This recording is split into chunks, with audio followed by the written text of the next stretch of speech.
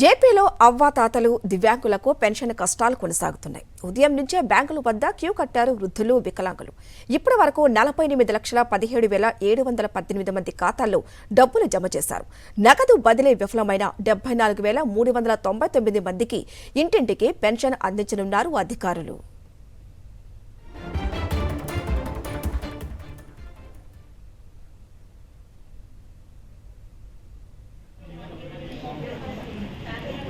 చంద్రబాబు చిల్లర రాజకీయాల వల్లే పింఛను కోసం తామంతా కష్టాలు పడుతున్నామని మండిపడుతున్నారు అవ్వాతాతలు. ఉదయం 6 గంటల నుంచి బ్యాంకుల వద్ద పింఛన్ల కోసం పడిగాపులు కాస్తున్నారు. తామే ఈసారి చంద్రబాబును ఇంటికి పంపుతామంటున్నారు. పెదకూరపాడు నియోజకవర్గం క్రోసూరులో ఎస్బీఐ బ్యాంకు వద్ద పింఛను కోసం పడిగాపులు కాస్తున్నారు లబ్ధిదారులు.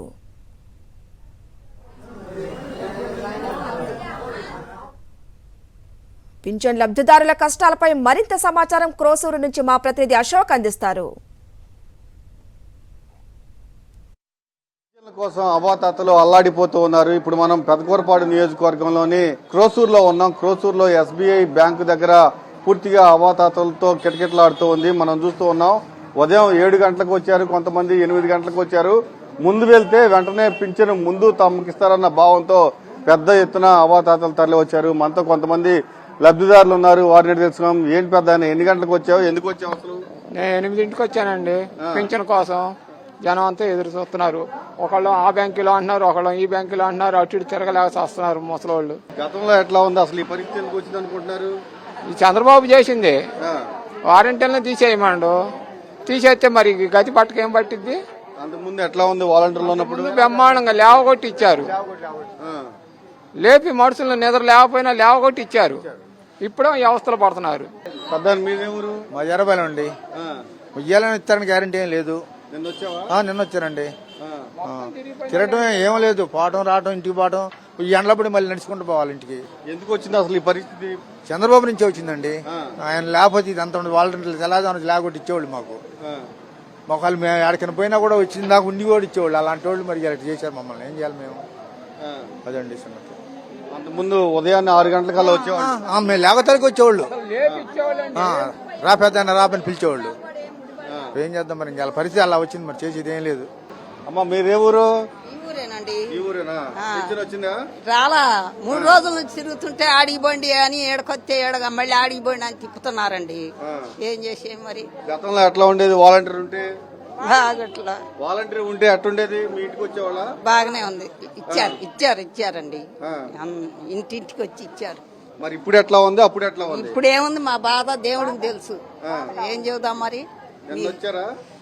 మొన్న ఎండలో పడి తిరిగితే అసలు ఏ పని కావట్లేదండి.